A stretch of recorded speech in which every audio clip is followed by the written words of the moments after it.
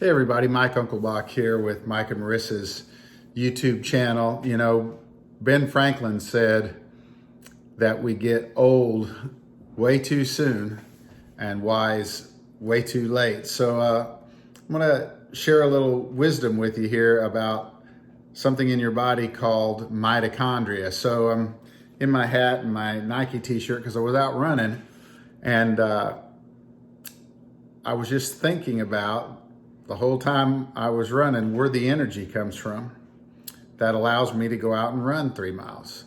By the way, I had my fastest mile of the year inside of those 3 miles today, so I'm proud of myself today. But where's that energy come from? Well, it actually comes from a little organelle that's inside every cell in your body except red blood cells.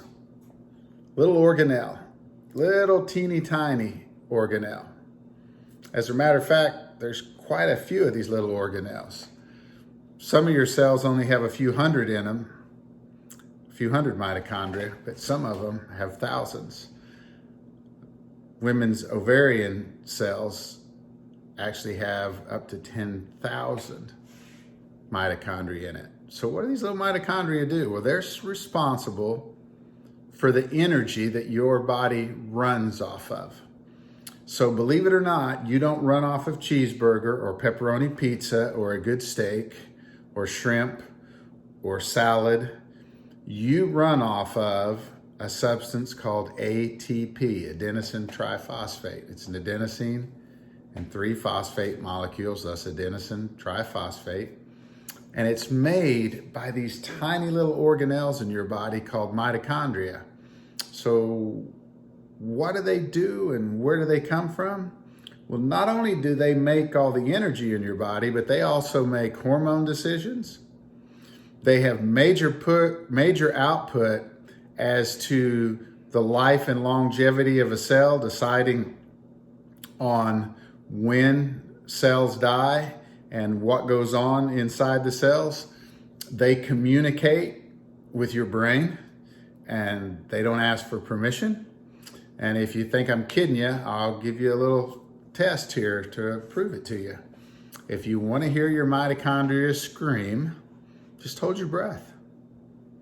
Doesn't take very long. They start sending this signal for you to breathe. Why? Because you're not taking in oxygen. And what do mitochondria need? They either need sugar, water, glucose, or fats to burn along with oxygen. So the oxygen, either sugar, water, or fats, to make that amazing substance ATP that fuels your body. So now that you know you run off of ATP, let me give you a few fun facts about ATP. You are a just-in-time energy demand miracle. Here's what I mean. At any given time, you have about 2 ounces of available ATP in your body. So if you take my water bottle from my hand, this little bottom part, maybe that much ATP in your entire body, it's running everything. It's making your heart beat, your ability to see, your brain. By the way, your brain uses the most ATP, about 20 to 25% of what you produce every day. Believe it or not, your eyes are right in line with your heart. Now, your heart's beating all the time, and it uses a lot of ATP, but it takes a ton of energy for you to see, process that, store those images in your mind takes a ton of energy. So your brain about 20 to 25%, your ability to see, and your heart roughly 15 to another 20% apiece. So between seeing, thinking, and heart beating, you're up to well over 50% of the ATP produced in your body every day. So you've got a couple of ounces of this stuff in your body, makes everything run, and you're going to use 400 plus pounds of it today to run you. For most of you, that's way more than your body weight, maybe double, maybe even triple your body weight for you to be alive. You have about 3 seconds of it stored. So if the mitochondria in your body stopped making ATP right now, you'd have 3 2, 1, hit the floor. You'd be done. Your heart stopped beating, your brain stopped working, way faster than cutting off the oxygen. 3 seconds. That's how much you have stored. So your mitochondria run everything. And whether or not they're happy dramatically affects how you go through your day, your energy levels, your ability to think, your cognitive ability, whether or not you're going to get things like cancer, Alzheimer's, diabetes, dementia, Parkinson's. Those are all directly attributable to mitochondrial function, and most people don't even know they have them. There aren't medicines out there to make them run better. That's up to you. So let me give you some things that you can do to take better care of your mitochondria. Obviously, what you eat matters. So mitochondria live inside of each cell. They're built inside of the cells. They're not transported around. They're manufactured inside of the cells. And yes, your body now knows how to make them, but that's an interesting story because mitochondria have their own DNA. It's believed that they were at one time bacteria that, whether you believe we evolved or whether we created one way or another, these bacteria and what we now call a human being established a symbiotic relationship where the bacteria got to live and thrive, and in return they made energy for our body to run off of. We're now at the point we're 100% dependent upon those mitochondria to make the energy that we run off of. So what could you do to make them happier? Well, you could eat well. Obviously, if your body has to break down what you eat, either into sugar water that they can use or a fat that they can use, it probably matters what you eat and how we get to that point, right? It probably matters how healthy your gut is and your ability to break those things down into a usable format, get them into your bloodstream, and get them to the mitochondria. So for example, let's just go back to your gut. Let's say you've got a really bad case of leaky gut and you're leaking all kinds of stuff into your circulatory system, and all that stuff's getting carried to the cells.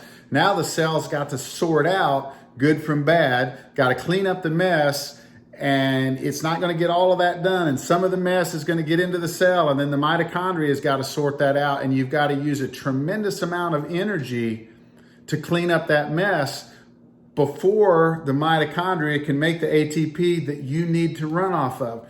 So if you eliminated that mess, it all runs better.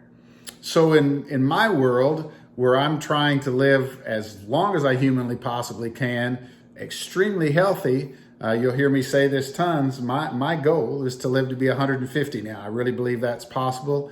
I'm 60 this year, and my mission is take you with me, to have you come along. So I really believe at 60 and being a healthy 60 now, that virtually guarantees me to get to 80. And over the next 20 years, the developments in technology might buy me another 20 years. And over those 20 years, it's Katie bar the door, because of things like what we now know about mitochondrial health and things you can do to make them run better so that you're more efficient, so that you age slower, so that your body can repair itself better. You see, your autoimmune system also runs off of ATP.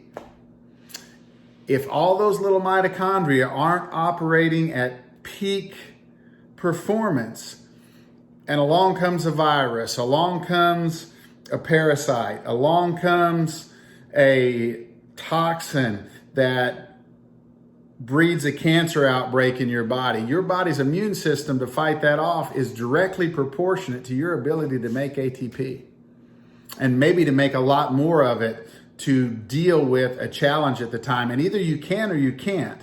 Your body is amazing, and it will rob from Peter to pay Paul to make that happen. But at the end of the day, either you've given it the fuel to do it or you haven't. And if you haven't, you pay the price. What's the price? You just won't live as long. or you live really short, i.e. 50% of the males in America die from their first heart attack. They never get a chance to have the second one.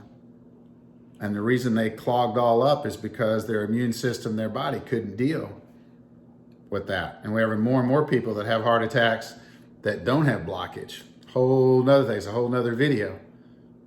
But your mitochondria are directly responsible for whether or not your body has enough energy to deal with those things.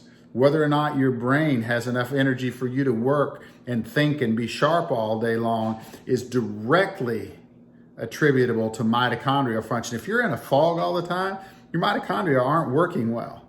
There's not a test for that.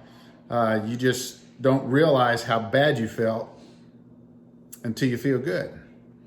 So eating well, having a healthy gut, do you think that might help? Absolutely, it helps. The other thing that makes a huge difference is stress. Stress is really bad for your mitochondria. The mental stress, physically stressing myself like I went out and ran, that's good for them. Different kind of stress.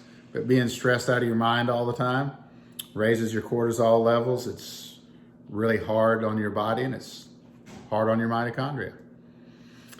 Toxins that get into your bloodstream and get into the cells damage mitochondria. Hydroxy-free radicals, oxygen species free radicals that are created by some of these toxins and things can actually burn a hole in the mitochondria, and the mitochondrial DNA spills out. And since their DNA is different from your DNA, your body freaks out when that happens. And so having the proper antioxidant load, and real quick lesson, antioxidants are molecules with extra electrons, free radicals, bad guys are missing electrons. I'll give you the simplest example of an antioxidant. That would be vitamin C. Vitamin C has 4 spare electrons. So these spare electrons are kind of like bullets in a gun when it comes to a free radical who's missing electrons, wants to look like that. The bad guy thinks he's going to steal, but the antioxidants basically have a way they lock down, and that free radical's on its way out to the liver, the kidneys. You sweat it out, you pee it out, you poop it out, you grow it out through your hair or nails. That's about it. You can breathe out some of the antioxidants, but having a proper antioxidant load creates an environment for mitochondria to function much better. So vitamin C is a little tiny antioxidant, 4 spare electrons. An antioxidant that hovers around mitochondria to protect them and absorb free radicals is called glutathione. So a healthy glutathione molecule has north of 1 million spare electrons. And we'll do a video just on glutathione. It's amazing. I love glutathione. As a matter of fact, I take a glutathione supplement every day. By the way, just like if your ATP went away, you would die. If we sucked all the glutathione out of your body, you would die too. The free radicals would overwhelm your body. You have to have glutathione. And the mitochondria and glutathione have this real interesting dance. The glutathione are the protectors, and the mitochondria are cranking out energy, and they create that process, that electron exchange of creating ATP creates a ton of free radicals, and the glutathione molecule is hovering around absorbing those free radicals so they don't turn on the mitochondria and damage it. We could do about 18 hours here on mitochondrial health without taking a breath. But I wanted to give you an overview. And while I was out running, it just hit me that now's a good time to start doing this, since we just started our YouTube channel. And I'll do a series on mitochondria for you, but they are fascinating. By the way, if you want to read a book or get an Audible book that could give you some really good information, if you want to geek out on it, Dave Asprey's book, Headstrong, I believe it's the second chapter, is called Mighty Mitochondria. And it's amazing if you would like some information. There's also a book that just came out called The Switch, about going from mTOR to autophagy, that addresses a lot about mitochondrial health. So that'd give you a couple of references. We'll put a link down below here for you to have access to those. Don't forget, hit the subscribe button and hit the little bell so that you'll get notified as I do this series on mitochondria and how they can help you live longer and help you not get sick and help you not get cancer and help you not get diabetes. None of the things that you'd probably be interested in. So I think that's enough for now. I know you can only take this in small bites. So have a wonderful and blessed day, and we'll be back and talk to you again soon.